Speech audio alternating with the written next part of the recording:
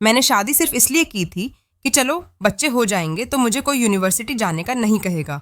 मगर मुझे क्या पता था कि मेरी जान का सबसे बड़ा दुश्मन मेरा ही शौहर होगा, जो खुद प्रोफेसर बनकर मेरे साथ यूनिवर्सिटी में मुझ पर नजर रखेगा। शहर अपने नरम और मुलायम बिस्तर पर उल्टी लेटी हुई थी। उसकी दोनों टांगे हवा में किसी झूले की तरह झूल रही थी। फोन उसे उसके कान से लगा हुआ था। दूसरे हाथ से वो प्लेट में रखे चिप्स के टुकड़े चुन चुन के मुंह में डाल रही थी। वो अपनी बचपन की सहेली जोया से अपनी किस्मत का रोना रो रही थी, जैसे उस पर कोई बहुत बड़ा पहाड़ टूट पड़ा हो। जोया ने दूसरी तरफ से कुछ पूछा तो शहर तड़प कर बोली, अरे क्या खाक किस्मत अच्छी है मेरी। तू सोच भी नहीं सकती जोया कि मेरे साथ क्या हो रहा है। आज तो हद ही हो गई। क्लास में सबके सामने उस जालिम इंसान ने मुझे खड़ा कर दिया। मैंने सोचा शायद मेरी तारीफ करेंगे कि आज मैंने गुलाबी जोड़ा पहना है, मगर नहीं। साहिब बहादुर ने सबके सामने मेरी कॉपी लहराई और बोले, मिस साहिब, आपके लिखने का अंदाज बिल्कुल प्राइमरी स्कूल के बच्चों जैसा है, और आपने जो काम करके दिया है इसमें लिखाई का साइज इतना छोटा है कि पढ़ने के लिए खूबिन की जरूरत पड़ेगी। सहन एक लंबा सांस लिया और गुस्से से एक और चिप्स मुंह में ठोसा और फिर बोली, अरे भाई, घर में तो बी नहीं हो ना। वहां भी मिसहर, मैंने तो आंखों ही आंखों में इशारा भी किया था घर जाकर बात करने, मगर मजाल है जो उस पत्थर पर कोई असर हुआ हो। उल्टा मुझे कहते हैं कि अगली बार काम साफ सुथरा ना हुआ तो क्लास से बाहर निकाल दूंगा। बताओ जरा, बंदा अपने शौहर से रोमांस की उम्मीद रखें या साइमन की फिक्र करें। जोया की हंसी छूट गई, मगर शहर का पारा चढ़ता जा रहा था। वो बोली, हंस ले, तू भी हंस ले मेरी बर्बादी पर। मुझे तो लगता ये प्रोफेसर बनने के बाद शौहर रहना भूल गया है। कल रात की बात है, मैं तैयार होकर बैठी थी कि चलो कि बाहर खाने चलेंगे, और यह जनाब हाथ में लाल रंग का कलम लेकर बैठ गई और मेरी गलतियां निकालने लगी। कहते हैं, सहर तुमने मोहब्बत के हिब्बे गलत लिखा है। मैंने कहा, अरे भाई, मोहब्बत लिखी नहीं जाती, की जाती है। मगर उनके सर पर तो प्रोफेसर वाला बूथ सवार हो गया। सहरा भी जोश में बोले जा रही थी। उसको बिल्कुल अंदाजा नहीं था कि कमरे का दरवाजा कब खुला और कब बंद हुआ, और वह अपनी धुन में मग्न थी और कह रही थी, सच कह रही हूँ जोया, मेरा तो दिल करता है कि मैं बस घर में ही रहूं, आराम करूं, टीवी देखूं और ढेर सारे बच्चे पाल लूं, ताकि इस पढ़ाई के नाम की बला से ना मेरी जान छूटे, कम से कम बच्चे रोएंगे तो यह बहाना तो होगा ना कि बच्चे सह संभाल रही हूं, इसलिए यूनिवर्सिटी नहीं जा सकती। मगर यहाँ तो उल्टी गंगा बह रही है। चौर चाहता है कि बीवी न्यूटन बन जाए, और मैं चाहती हूँ कि मैं सिर्फ घर की मलका बन के रहूं। शहर अभी ताने तोड़ ही रही थी और जोया को अपनी मजीद मजलूमियत की दास्तान सुना रही थी कि अचानक एक मजबूत हाथ उसके सामने आया और फोन उसके कान से खींच लिया। जहर का दिल उछलकर हलक में आ गया। वो हड़बड़ाकर पलटी और जल्दी से सीधी होकर बैठ गई। सामने शाजिर खड़ा था। उसने सफेद रंग की कमीज पहन रखी थी, जिसके बाजू फोल्डर कोहनियों तक मुड़े हुए थे। बालू की एक लट उसकी पेशानी पर झूल रही थी, जो उसे बेहद पुरकशिश बना रही थी। मगर इस वक्त उसकी आंखों में एक ऐसी शरारती चमक थी जिसने शहर के होश उड़ा दिए। शाहजिन ने फोन अपने कान से लगाया और मुस्कुराते हुए बोला, हेलो जोया बेबी, आपकी सहेली की क्लास का वक्त शुरू हो गया। बाद में बात होगी, अल्लाह हाफिज। उसने फोन काटा और उसे उछाल कर सोफे पर फेंक दिया। फिर से अपने दोनों हाथ सीने पर बांधे और ऐसे देखा जैसे कोई शिकारी अपने शिकार को देखता है। सैर ने घबराकर इधर उधर देखा और दुपट्टा ओढ़ने की नाकाम कोशिश की और बोली, वो आप कब आए? मैं तो बस जो से नोट्स के बारे में पूछ रही थी। सहर ने मासूमियत का लबादा ओढ़ने की कोशिश की। शाजिर के लबों पर एक दिल आवेज मुस्कुराहट पड़ी। वो आहिस्ता आहिस्ता चलता हुआ बेड के करीब आया और झुककर शहर की आंखों में झांका और बोला, अच्छा, तो मेरी बेगम नोट्स मांग रही थी या फिर अपनी नीयत बता रही थी? मैंने तो कुछ और ही सुना है। शहर की सीटी गुम हो गई। बोली, नहीं नहीं, वो तो मैं मजाक कर रही थी। आपको पता है ना, जोया की आदत का फजूल बातें करती है। तुम्हें बस तो मेरी बेगम ने बच्चे पैदा करने के लिए शादी की थी। शाजिर ने बात काटते हुए उसका का जुमला दोहराया। उसकी आवाज में एक अजीब सी खनक थी। उसने शहर का बाजू पकड़ा और उसे नरमी से अपनी तरफ खींचा। शहर जो भागने का सोच रही थी, लड़खड़ा कर शाजिर के बिल्कुल करीब आ गई। शाजिर ने उसे बेड के किनारे पर बिठाया और खुद उसके सामने घुटनों के बल बैठ गया और बोला, ते तिमा ये इस्पाती वादी बब। और वह पागल इस सुनहरी मौके को जाया कर रहा हूँ और तुम्हें पढ़ाने के चक्कर में हूँ। शाहजिर ने शरारत से अबूझ उठ गया। शहर का चेहरा सुर्ख हो गया। उसकी धड़कनें इतनी तेज हो गई कि उसे लगा शाहजिर को भी सुनाई दे रही होंगी। वो बोली, वो देखिए शाहजिर, वो मेरा नहीं था। मैं तो बस कह रही थी कि पढ़ाई बहुत मुश्किल है और अब क्लास में बहुत डांटते हैं। सहर ने नजरें चुराकर सफाई पेश की। शाहजिर ने उसका हाथ अपने हाथ में लिया और उसकी हथेली पर अंगूठे से दायरे बनाने लगा। शहर का दम खुश होने लगा। वो बोला, मुश्किल तो है, मगर मैं तो आसानियां पैदा करने का सोच रहा था। अगर तुम चाहती हो कि तुम्हें यूनिवर्सिटी ना जाना पड़े तो कोई काम का ना कहे तो फिर हम तुम्हारा वाला प्लान ही शुरू कर देते हैं। सहर ने घबराकर उसे देखा और पूछा, कौन सा प्लान? तो शाजिर के चेहरे पर एक मायने खज मुस्कुराहट फैल गई। वो उठ खड़ा हुआ और सहर के ऊपर झुका। सहर पीछे की तरफ होकर तकिए से जा लगी और वो बोला, वही प्लान जिसका जिक्र तुम अभी जोया से कर रही थी। ढेर सारे बच्चे और घर पर आराम। शाजिर की आवाज सिरगोशी में बदल गई। वह बोला, oh I am so sorry sir, मुझे अंदाजा ही नहीं था कि तुम पढ़ाई से जान छुड़ाने के लिए इतनी बड़ी कुर्बानी को देने को तैयार हो। चलो फिर आज बेबी लाने वाला प्रोसेस शुरू करते हैं। पढ़ाई वढ़ाई तो होती रहेगी, डिग्रियां तो आती जाती रहती है, मगर यह ना नेक काम क्यों रोका जाए? शहर की आंखें फटी की फटी रह गईं। उसे समझ आ गया कि उसका अपना दाम उसी पर उल्टा पड़ गया। वह बोली, नहीं नहीं, मुझे पढ़ना है, मुझे बहुत शौक है पढ़ने का। मुझे तो असाइनमेंट भी बनानी है। वो फोन साइज ठीक करना है ना, मैं भी करती हूँ। सही ने जल्दी से उठने की कोशिश की, मगर शाहजी ने उसे दोनों तरफ से बाजू रखकर घेर लिया और बोला, अब बहुत देर हो गई है मिस जहर। अब असाइनमेंट कल चेक होगी, आज तो सिर्फ होमवर्क होगा, वह भी मेरा दिया हुआ, इससे पहले कि जहर कोई और बहाना बनाती या चीख मारती। शाहजी ने मुस्कुराते हुए हाथ बढ़ाया और साइड टेबल पर रखे रखे लैंप का बटन दबा दिया। तक की आवाज के साथ कमरे में अंधेरा छा गया और शहर की जान लबों पर आ गई। अंधेरे में सिर्फ शाजिर की धीमी हंसी सुनाई दी और शहर ने दिल ही दिल में सोचा कि अब उसे कोई नहीं बचा सकता, ना जोया और ना ही उसकी किस्मत। यह पराठा मेरा है, खबरदार जो तुमने अब इसे हाथ पे लगाया, तुम्हें चम्मच मार दूंगी। अगली सुबह नाश्ते की मेज पर जंग का समा था और यह धमकी अमीज जुमला मानी ने अपने पेट को दोनों हाथों से छुपाते हुए कहा था। उसके सामने ईशा ने फौरन जवाबी हमला किया और पराठे का एक कोनाला पकड़कर अपनी तरफ खींचते हुए बोली, तुम्हें शर्म नहीं आती मानी? बेईमान होकर मेजबानों से लड़ते हो। यह क्रिस्पी वाला अमीर ने खास मेरे लिए बनाया है, तुम वो दूसरा वाला खाओ ना जो बिल्कुल तुम्हारी शक्ल जैसा है। अभी वो दोनों की मुथामुथाल जारी ही थी कि तामीना बेगम किचन से सालन का डूंगा हाथ में ले निकली और माथा पीटते हुए बोली, तुम दोनों कब खड़े हो गए? खुदा का वास्ता अब तो लड़ना बंद कर दो। मान बेटा, तुम तो मेहमान हो, यहाँ थोड़ी तमीज सीख लो। और ईशा, तुम तो चुप कर जाओ।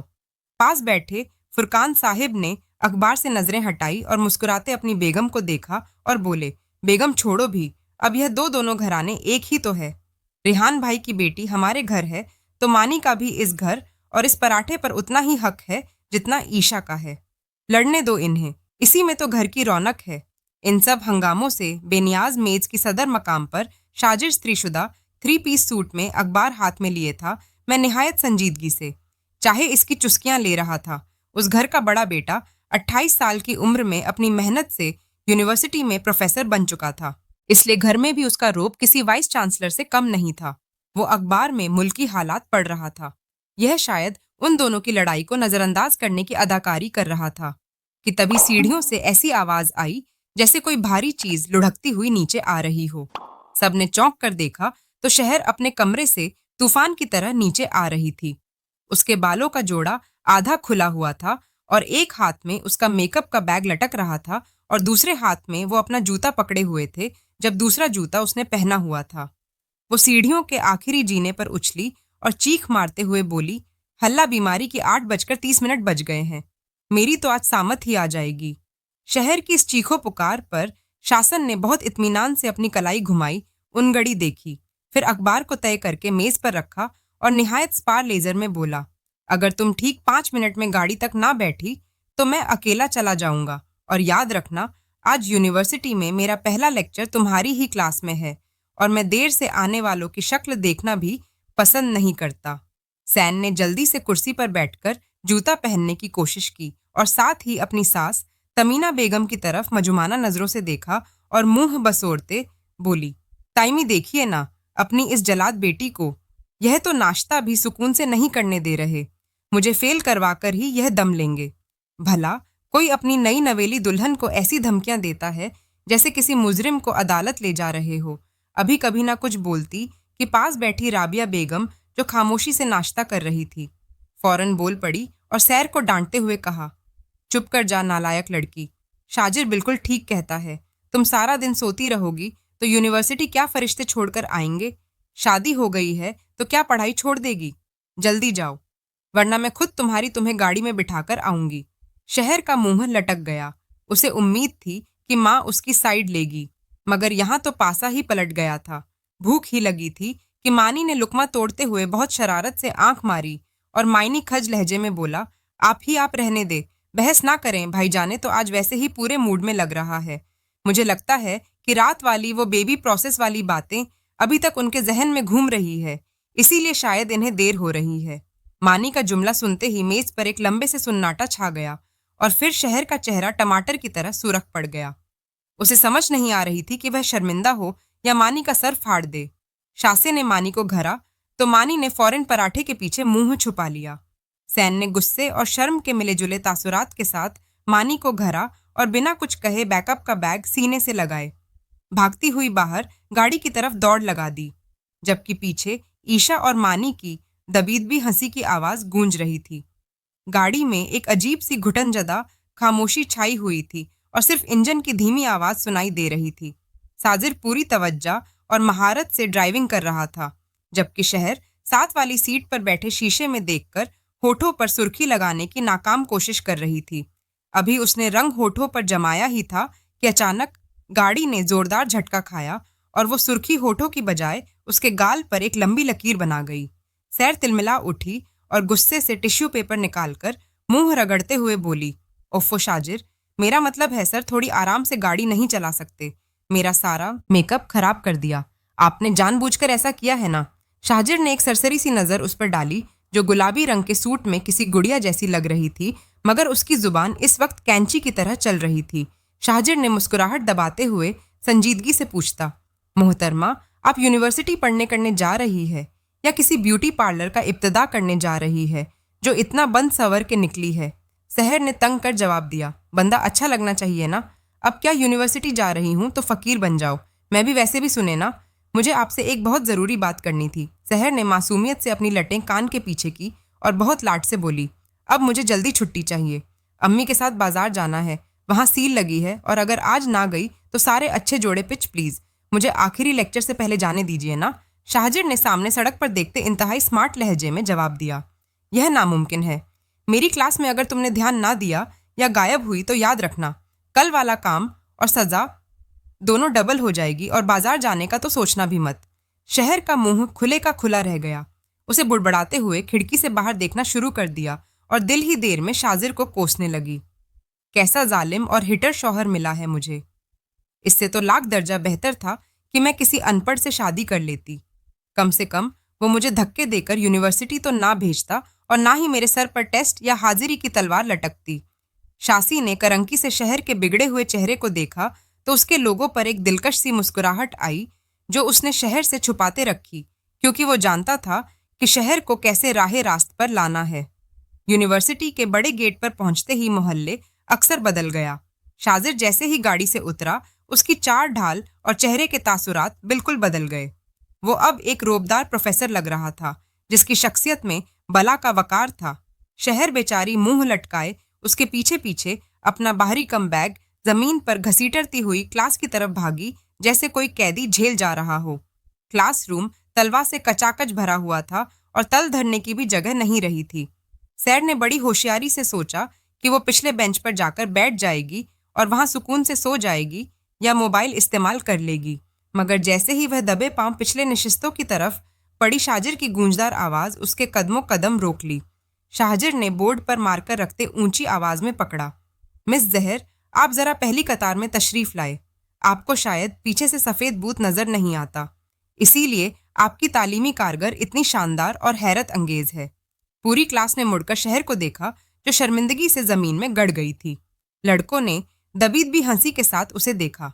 सैड ने दांत पीसते हुए शाजिर को घुआ और पैर पटकती हुई पहली सीट पर आकर बैग रखा और धराम से बैठ गई। शासिर ने सर हिलाया और क्लास की तरफ मुतवज्जा होते बोला, आज हम पढ़ेंगे इंसानी नफ्सियात और खानदानी दबाव का इंसानी जहन पर असर। शाजिर ने मार्कर उठाते लेक्चर शुरू किया और मुश्किल इस्तेहात समझाने लगा। सैड का पढ़ाई में जरा भी दिल नहीं लग रहा था। उसे बोरियत से बचने के लिए अपनी कॉपी का आखिरी सफ़ा खुला और उस पर शाजिर का एक कार्टून बनाना शुरू कर दिया, जिसके सर पर 2 बड़े बड़े सिंह थे और नीचे मोटे हरूफ में लिखा था प्रोफेसर हिटलर। वो अपनी इस फनकारी पर खुद ही मुस्कुरा रही थी कि अचानक उसे अपने सर पर किसी का साया महसूस हुआ। शाहजीर चलते चलते उसकी डेस्क के पास आकर रुक गया था। सैड ने जल्दी से कॉपी बंद करने की कोशिश की, मगर शाहजीर ने उसे घूरते हुए पूछा, जी मिस सर, जो मैंने अभी समझाया जरा खड़े होकर उसे दोहराएंगे ताकि हमें भी तो पता चले कि आप कितनी तवज्जो से सुन रही थी। सर हड़बड़ाकर खड़ी हो गई।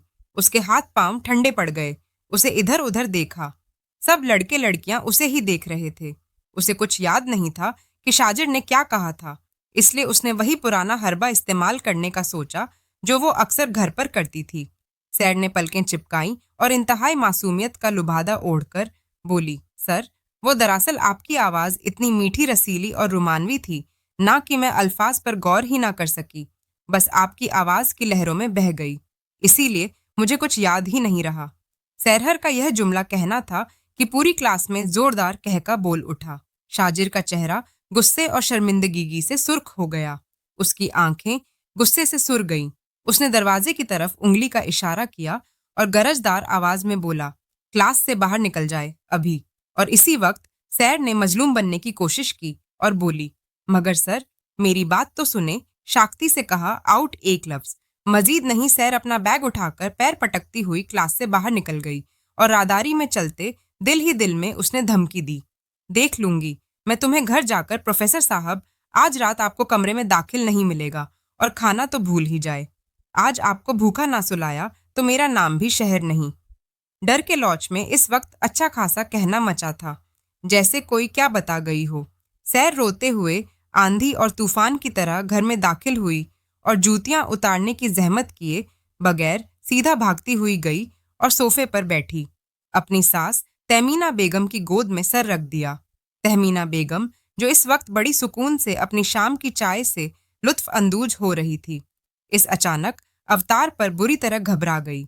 उनके हाथ से चाय का कप गिरते गिरते बचा। उन्होंने जल्दी से प्याली मेज पर रखी और शहर का सर सहलाते हुए बड़ी फिक्रमंदी से पूछा, अरे क्या हुआ मेरी गुड़िया को, खैरियत तो है? किसी ने कुछ कहा? रिया मारी ने फिर तंग किया है। सैर ने हिचकियां लेते हुए सर उठाया। उसकी आंखों में मोटे मोटे आंसू तैर रहे थे और नाक सुर्ख हो रही थी। वो रोते हुए बोली, नहीं अम्मी जानी ने कुछ नहीं कहा, बल्कि आपके उस लाडले और सपूत पुत बेटे ने आज बड़ी क्लास में मेरी नाक कटवा दी, मुझे पूरी क्लास के सामने जलील किया और फिर क्लास से ही निकाल दिया। करीब बैठी राबिया बेगम ने अपनी बेटी को यह हालत देखी तो परेशानी से पूछा, तुम क्या कह रही? होश में तो शासिर तो इतना समझदार और सुलझा हुआ बच्चा है, वो वाला ऐसा क्यों करेगा? जरूर तुमने ही कोई शरारत की होगी।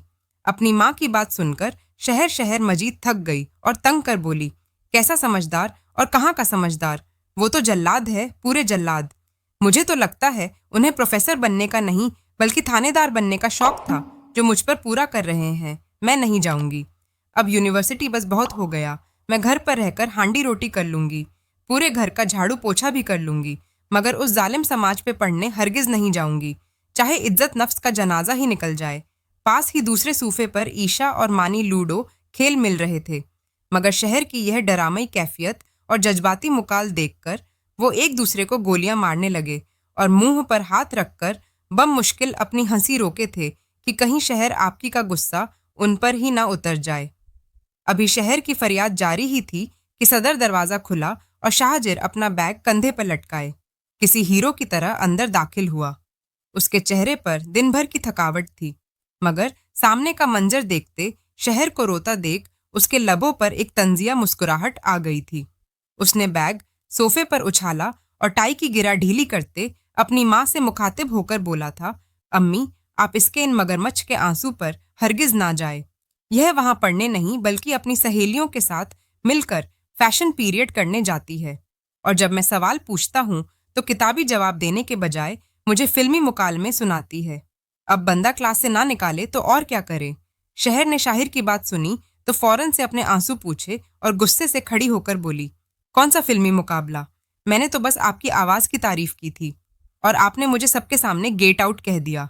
क्या ये है मोहब्बत? क्या यह है वो इज्जत जो एक शौहर अपनी नई नवेली बीवी को देता है? मुझे तो लगता है कि आप मुझसे बदला ले रहे हैं। शाहजीर ने मेज से पानी का गिलास उठाया और उसे होठों से लगाते हुए मुस्कुराकर बोला, बेगम साहिबा, तारीफ घर पर ही की जाती है, क्लासरूम में नहीं। वहां मैं तुम्हारा शौहर नहीं बल्कि एक प्रोफेसर हूँ और तुम मेरी शागिर्द हो।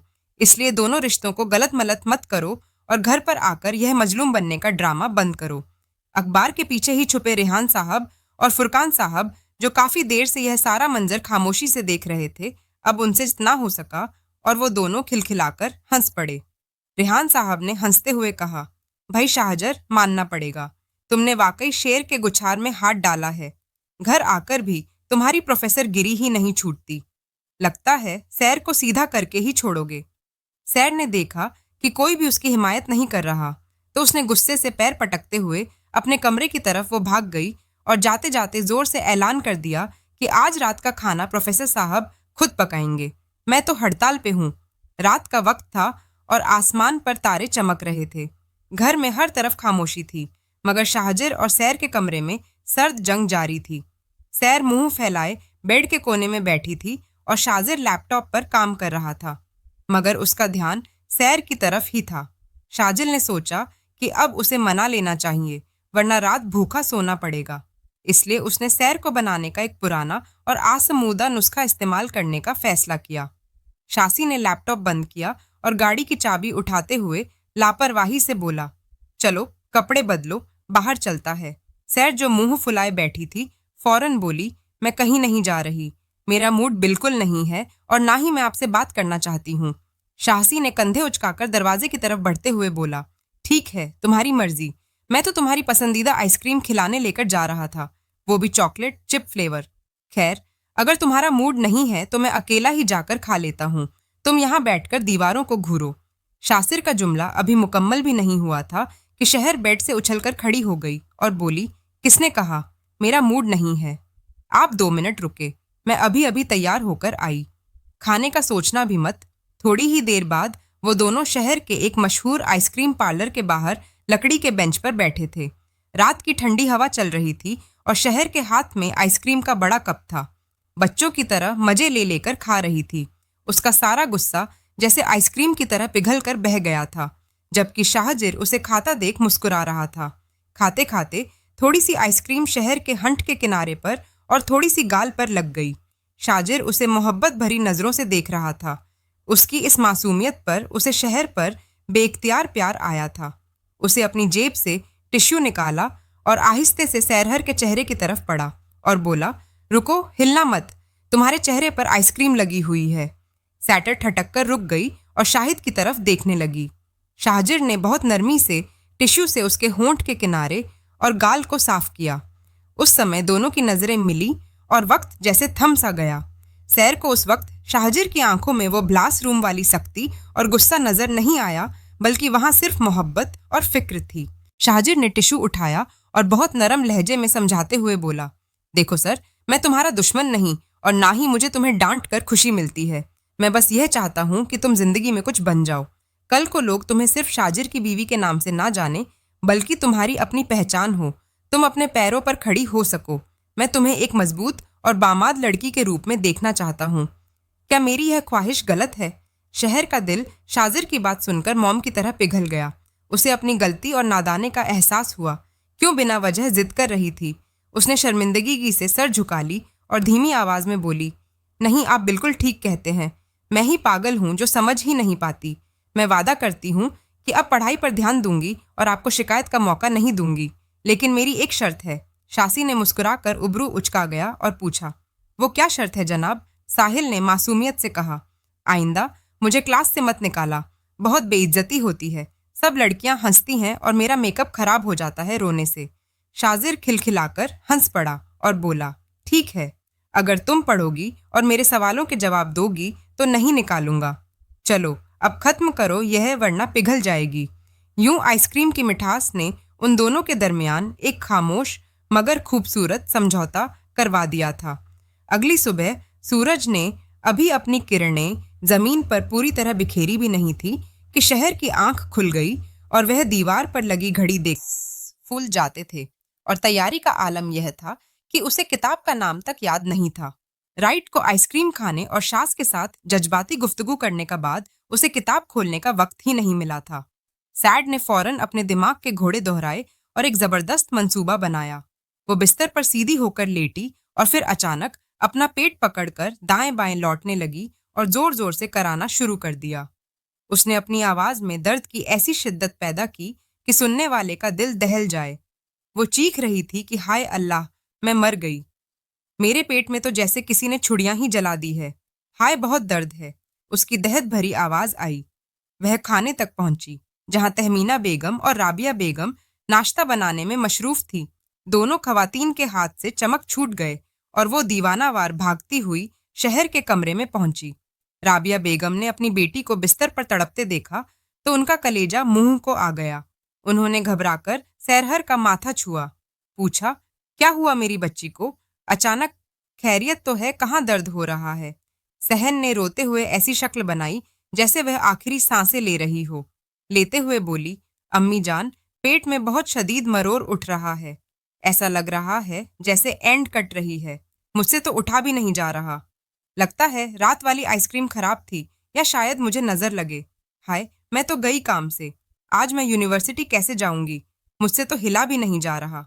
अभी शहर का डरामा अरूज पर था कि बाथरूम का दरवाजा खुला और शाहजिर नहाकर बाहर निकला। वो तौलिए से अपने गीले बाल खुश कर रहा था कि उसने कमरे में मचा हुआ यह सारा तमाशा देखकर सहक की रगरग से वाकिफ थी। उसकी हर हालत को वो खूब समझता था। उसे 100% यकीन था कि यह बीमारी सिर्फ डस्ट से बचने का एक बहाना है, क्योंकि रात को सोते वक्त तो यह बिल्कुल ठीक थी, मगर उसने अपने चेहरे पर कोई तासुर नहीं आने दिया और ना ही इसका पोल खुला।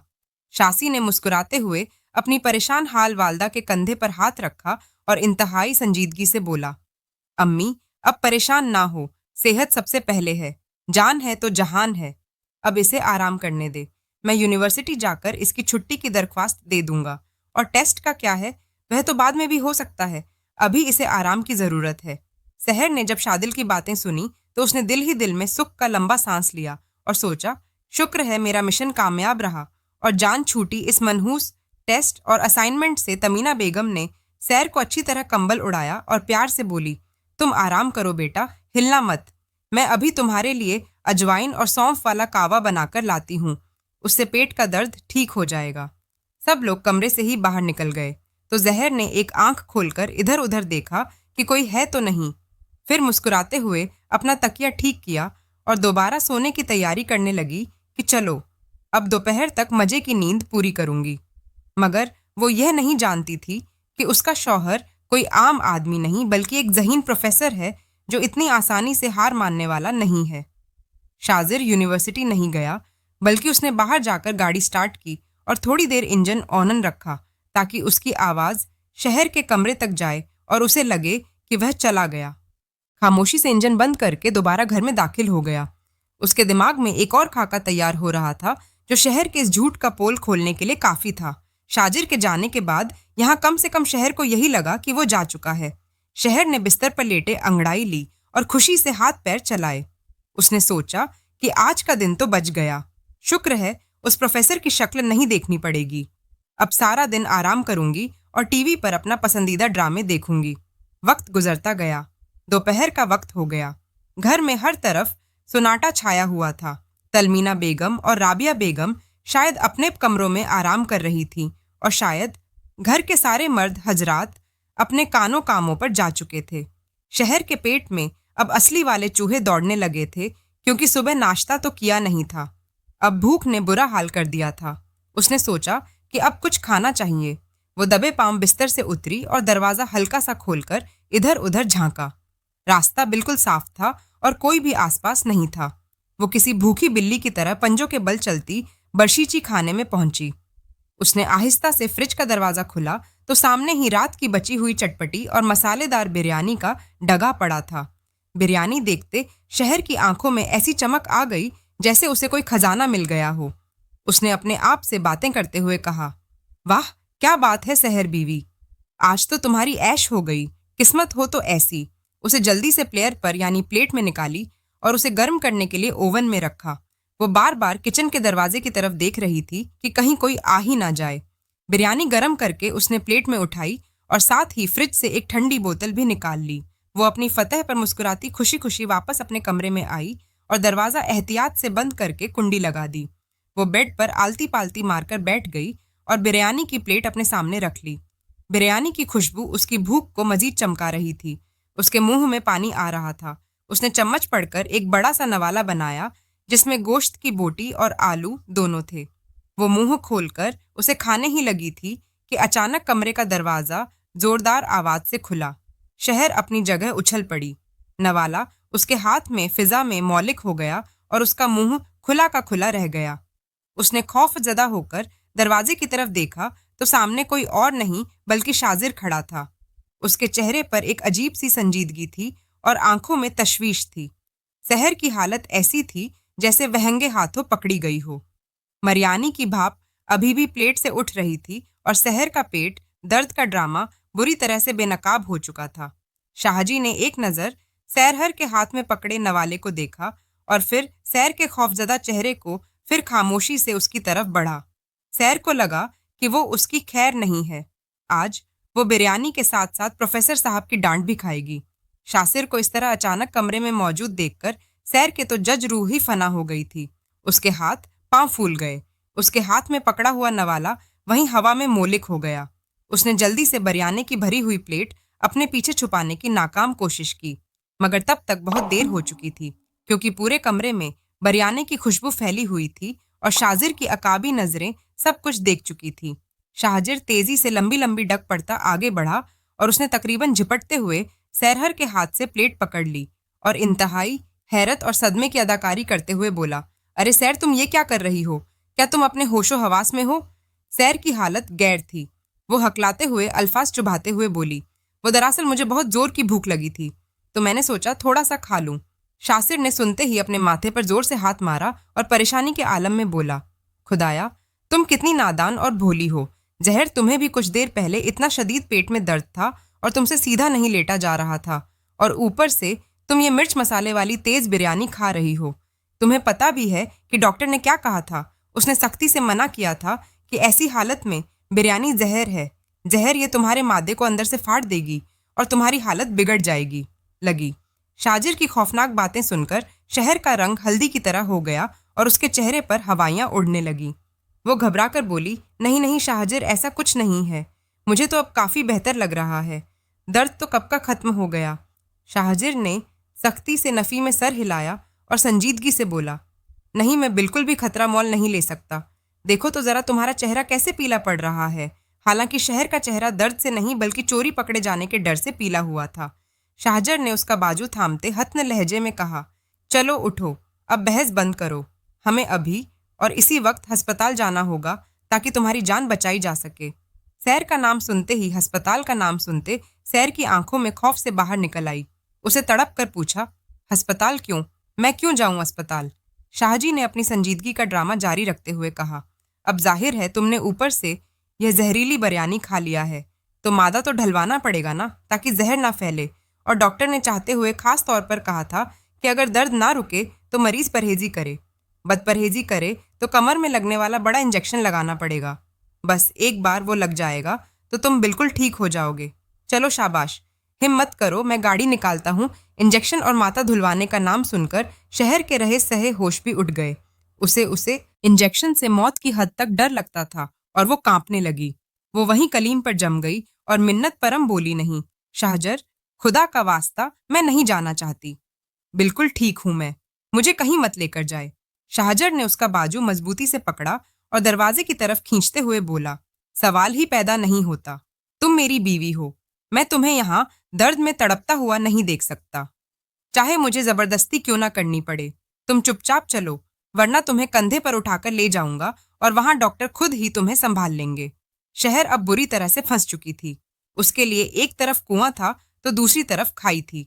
अगर वो सब डाल जाती तो बड़े बड़े इंजेक्शंस का डर था, और अगर ना जाती तो शाहजिर उसे जबरदस्ती ले जाने पर वजीद था। उसे समझ आ गई कि अब सोच बोलने और हथियार डालने के सिवा कोई चारा नहीं बचा। शासिर उसे खींचता हुआ कमरे के दरवाजे तक ले आया कि जहर ने अपनी पूरी जान लगाकर दरवाजे की चौखट पकड़ ली और अपने पांव जमीन पर जमा दिए और जोर से चीखी, रुक जाए साहे शाहजिर, मैं सच बताती हूँ, खुदा के लिए रुक जाए, मुझे कोई दर्द नहीं है। जहर की चीख सुनकर शाहजिर रुक गया। उसने आहिस्ता से सैर का बाजू छोड़ा और मुड़कर उसे देखा। इस वक्त शहर शासिर के चेहरे पर वो मसनूनी घबराहट और परेशानी बिल्कुल गायब हो चुकी थी। अब वहां सिर्फ सरमेहरी और संजीदगी थी। उसने धीमी और बाहरी आवाज में पूछा था, क्या कहा तुमने, जरा दोबारा कहना। सर ने शर्मिंदगी से अपनी नजरें झुकाई और लड़ती आवाज में बोली, मैंने झूठ बोला था, मेरे पेट में कोई दर्द नहीं था। दरअसल मेरे टेस्ट की तैयारी बिल्कुल नहीं थी और मैं फेल होने से डर रही थी, इसलिए मैंने यह बीमारी का बहाना बनाया था ताकि छुट्टी मिल जाएगी। प्लीज मुझे माफ कर दे, मुझे इंजेक्शन मत लगवाएं। शाजिर कुछ बिल्कुल खामोश खड़ा से देखता रहा। कमरे में एक भारी और भोजल खामोशी छा गई। सैर को उम्मीद थी कि शाजिर उसे डांटेगा, चीखेगा या गुस्सा करेगा, मगर शाजिर का रिदम मेल उसकी तौका के बिल्कुल बरस था। शाजिर का चेहरा गुस्से से सुर्ख जरूर हुआ, मगर उसने अपनी आवाज बुलंद नहीं की। उसने गहरी सांस ली और इंतहाई अफसोस भरे लहजे में बोला, सैर, मुझे तुम्हारे फेल होने का डर नहीं था और ना ही तुम्हारी नालायकी का दुख था। तुम फेल हो जाती तो कोई कयामत नहीं आ जाती। मुझे दुख सिर्फ इस बात का है कि तुमने मुझसे झूठ बोला। तुमने मेरे एतमाद को ठेस पहुंचाई। तुमने मेरी फिक्रमंदी का, मेरे एहसास का मजाक उड़ाया। मैं सब कुछ छोड़ छाड़ कर यूनिवर्सिटी से छुट्टी करके आया। अपना जरूरी काम छोड़ा ताकि तुम्हारा ख्याल रख सकूं, तुम्हें आराम दे सकूं, और तुम यहाँ पीठ पीछे बरयानी के मजे उड़ा रही थी और मुझे बेवकूफ समझ रही थी। सैर की आंखों में शर्मिंदगी के आंसू तैरने लगे। वो आगे बढ़ी और बोली, शासन, मुझे माफ कर दे, मैं वाकई शर्मिंदा हूँ। शाहजिर ने हाथ उठाकर उसे वहीं रोक दिया और बोला, रहने दो शहर शहर, अब माफी मांगने का कोई फायदा नहीं, क्योंकि एतबार एक बार टूट जाए तो जुड़ता नहीं है। मुझे तुमसे ऐसी बिल्कुल भी उम्मीद नहीं थी। वो खामोशी से मुड़ा और मार मारी से अपने कपड़े निकालते बिना कोई मजीद बात किए कमरे से बाहर निकल गया, जैसे अब उसका शहर से कोई वास्ता ही ना हो। शहर वही कलीन पर बैठ गई और घुटनों में सर देकर रोने लगी। उसे अपनी गलती का शिद्दत से एहसास हो रहा था। यह पहली बार था कि शाजिर उससे एक तरह सख्ती से नाराज हुआ था, वरना वो तो हमेशा उसकी नादानियों पर हंस देता था। मगर आज बात अलग थी। शाम को जब ईशा और मानी को इस सारे वाक्य का पता चला तो वो भी जहर के पास आए। मानी, जो हमेशा हंसी मजाक करता था, कहा, उसने भी संजीदगी से कहा, आप भी, आपने वाकई बहुत बड़ी गलती की है। भाईजान पढ़ाई और सच्चाई के मामले में बहुत सख्त असूल रखते हैं। आपको उन्हें सच बताना चाहिए था। वो शायद गुस्सा करते डांट लेते, मगर इतना नाराज तो होते जितना अब है। ईशा ने शहर के कंधे पर हाथ रखा और समझाते बोली, भाभी भाईजान दिल के बहुत नरम है, मगर उन्हें झूठ से सख्त नफरत है। अब आपको ही कुछ करना पड़ेगा उन्हें मनाने के लिए, वरना यह नाराजगी लंबी हो जाएगी। शहर ने अपने पे आंसू पूछे और दिल में पक्का फैसला किया। खुशाजिर को मना कर रही थी, चाहे उसे कुछ भी करना पड़े। मगर 2 दिन गुजर गए। शाहजिर ने शहर से एक लफ्ज भी नहीं बोला। वो घर आता, खामोशी से खाना खाता और अपने पढ़ने वाले कमरे में जाकर सो जाता। घर का माहौल इंतहाई कशीदा और उदास हो गया। बस 2 दिन की खामोशी सैर के लिए किसी अजाब से कम नहीं थी और घर का जुगून बर्बाद होकर रह गया था। शाजिर का रवैया ऐसा सर्द और अजनबी था जैसे सैर उस घर में मौजूद ही ना हो। वो सामने से गुजर भी जाती तो नजरें फेर लेता। आखिरकार सैर की हिम्मत जवाब दे गई। उसने हथियार डालते अपनी इमदादी टीम यानी ईशा और मानी को हंगामी बुनियादों पर तड़प कर लिया। सैर ने रोते हुए उन दोनों के सामने हाथ जोड़े और कहा, देखो यारो, मेरा बसा बसाया घर टूटने वाला है। खुदा के लिए कुछ करो, वरना मैं तो मर जाऊंगी। ईशा ने फौरन एक जबरदस्त मंसूबा बनाया। शाम होते ही घर के बाकी अफराद को टीवी लाउंज में ड्रामा देखने में मशरूफ कर दिया था। मानी ने छत की सीलियों पर ऐसा पहरा दिया जैसे वह किसी सरहद का मुहाफिज हो ताकि कोई कबाब में हड्डी ना बने और रंग में भंग ना डाले। दूसरी तरफ ईशा ने छत के कोने में मोमबत्ती और फूलों से सजाकर माहौल को रोमानी बना दिया था। शहर ने अपनी जिंदगी में पहली बार संजीदगी से बड़ी खाने में कदम रखा और इंटरनेट से वीडियो देखकर शाजिर की पसंदीदा खास खीर तैयार करने की कोशिश की। अगरचा ध्यान बंटने की वजह से खीर नीचे से थोड़ी लग गई थी, मगर उसमें सैर की मोहब्बत और नदामत की मिठास पूरी तरह शामिल थी। रात के 10 बजे मानी ने अपनी अदाकारी के जौहर दिखाए और नीचे जाकर शाजिर के पास घबराया हुआ झेल लेकर बोला, भाईजान जरा जल्दी से छत पर आए, मुझे लग रहा है कि पानी की टंकी लीक हो रही है, सारा पानी जाया हो जाएगा। शाहजी आराम कर रहा था। वो बुड़बुड़ाता हुआ उठा, यह मानी भी ना, हर वक्त कोई ना कोई नया मसला खड़ा रहता है, कभी सुकून ही नहीं लेने देता। शाह से पैर पटकता हुआ जैसे ही छत पर पहुंचा वो एकदम भटक कर रुक गया।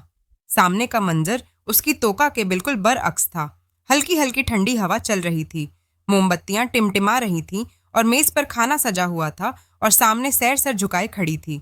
सैर ने शलवार कमीज के साथ दुपट्टा ओढ़ा हुआ था और अपने दोनों हाथ कानों पर रखे थे। उसने मासूमियत से सर झुकाया और लड़ती आवाज में बोली, प्रोफेसर साहब, आपके यह नालायक शागिर्द बहुत शर्मिंदा है।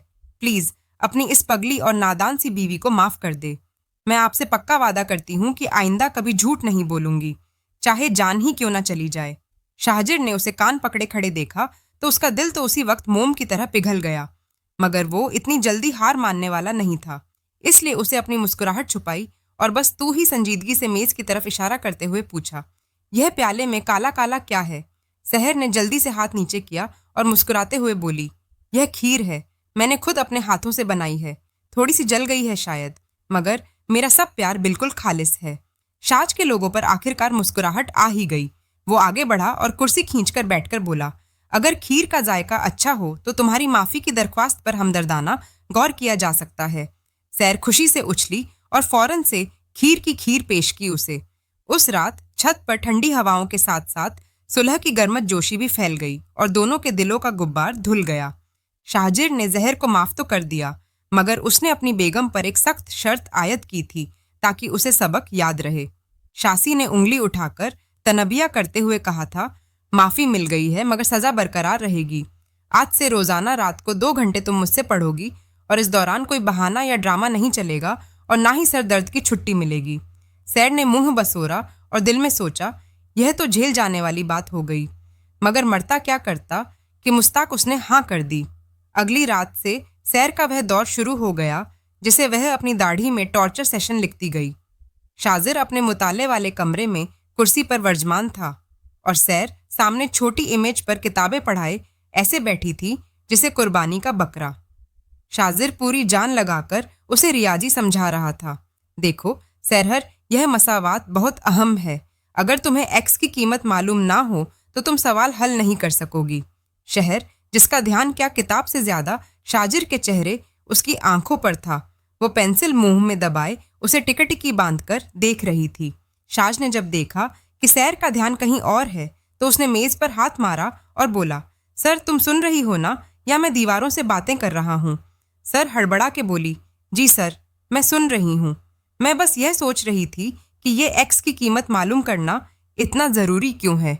वो बेचारा अगर गुम ही रहना चाहता है तो रहने देना, हम क्यों उसके पीछे पड़े हुए हैं? वैसे भी उसकी कोई कीमत होती तो गुम होता भला। शी ने गहरी सांस ली और अपना सर पकड़ लिया और बोला, तुम्हारा कुछ नहीं हो सकता। तुम्हें पढ़ाना ना बहस के आगे बीन बजाने के मुतरादिफ है। इधर लाओ किताब, मैं तुम्हें आखिरी बार समझाता हूँ। शाहजीर उसे समझाने के लिए अपनी कुर्सी से उठकर सैर के पास आया। वो सैर के पीछे खड़े होकर उसके कंधे के ऊपर से किताब पर झुका ताकि उसका हाथ पकड़कर लिखना सिखा सके। वह बोला, यह देखो, यहाँ से ऐसे ऐसे हल करना है। उस वक्त शाजिर का चेहरा सैर के चेहरे के बहुत करीब था। सैर को शाजिर की सांसों की गर्मी अपनी गर्दन पर महसूस हुई।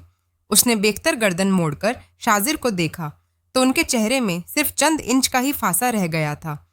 कमरे में एकदम खामोशी छा गई। सिर्फ दीवार पर लगी घड़ी की टकटक सुनाई दे रही थी। माहौल में अचानक एक शदीद रोमानवीय तनाव पैदा हो गया और शहर की आंखें शाजिर की गहरी आंखों में उलझ के रह गईं।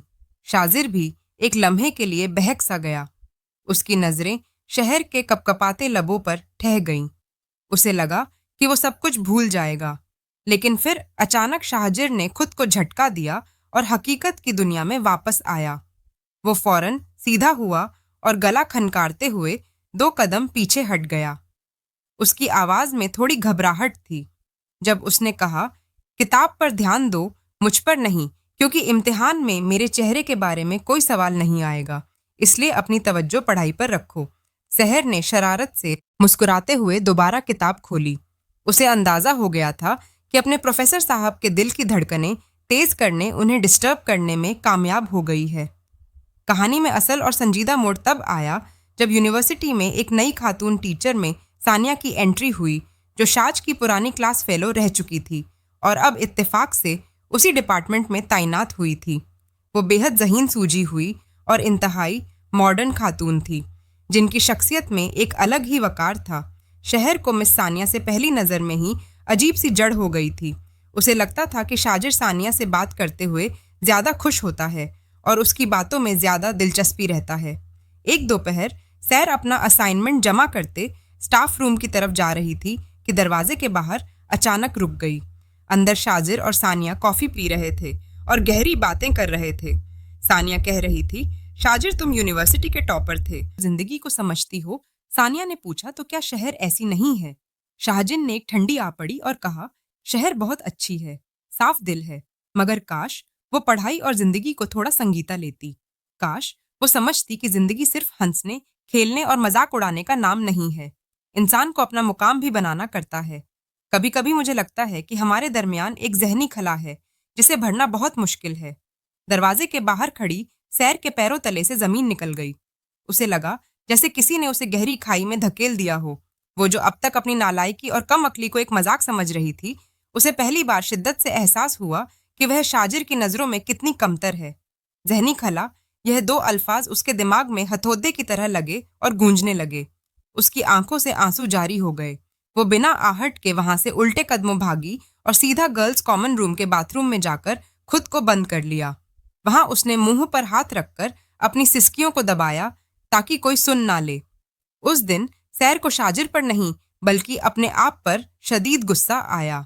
उसे लगा कि शाजिर के काबिल नहीं है। वो मोहब्बत तो गिरती थी, मगर शाजिर को इज्जत और जहनी सुकून नहीं दे पा रही थी जिसका वो हकदार था, और यह एहसास उसे अंदर ही अंदर खाए जा रहा था। उस दिन के बाद शहर की दुनिया ही बदल गई। स्टाफ रूम के बाहर सुनी गई बातें उसके अंदर एक अजीब सी आग लगा गई थी। उसे ठान ली थी कि वह शाजिर का शिकायत का कोई मौका ही नहीं देगी और साबित करके रहेगी वह सिर्फ एक नालायक और कमक्कल लड़की नहीं है, बल्कि वह भी ज़हीन हो सकती है। उस रात घर आकर उसने कोई ड्रामा नहीं किया। खाना खाया और सीधा अपने कमरे में जाकर वो किताबें फैला दी गई जिन्हें देखकर उसे मौत पड़ती थी। ईश और मानी छुप छुप कर दरवाजे से उसे देखते और हैरान होते कि जो जहर किताब का नाम सुनकर बीमार हो जाती थी, आज वह रात के 2 बजे तक जागकर नोट्स बना रही है। शाहजिर भी इस तब्दीली को शिद्दत से महसूस कर रहा था।